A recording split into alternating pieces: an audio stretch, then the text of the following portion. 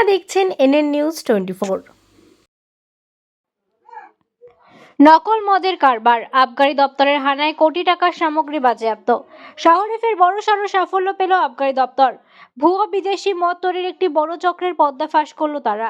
উদ্ধার হয়েছে বিপুল পরিমাণ স্প্রিট মদ তৈরির সরঞ্জাম, গ্রেফতার করা হয়েছে দুজনকে।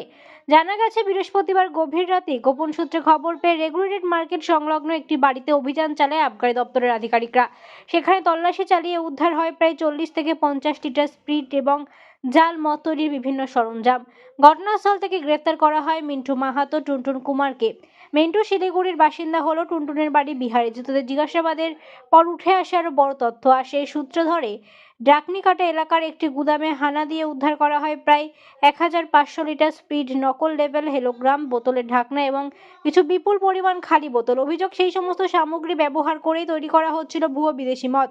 আবগারি দপ্তরের অনুমান, বাজেয়াপ্ত সামগ্রীর বাজার মূল্য প্রায় 62,40,000 টাকা। প্রাথমিক তদন্তে জানা গেছে, চক্রটি বিপুল পরিমাণ স্পিরিট মজুত করে নকল বিদেশি মদ তৈরি করে বিহারে পাচার করত।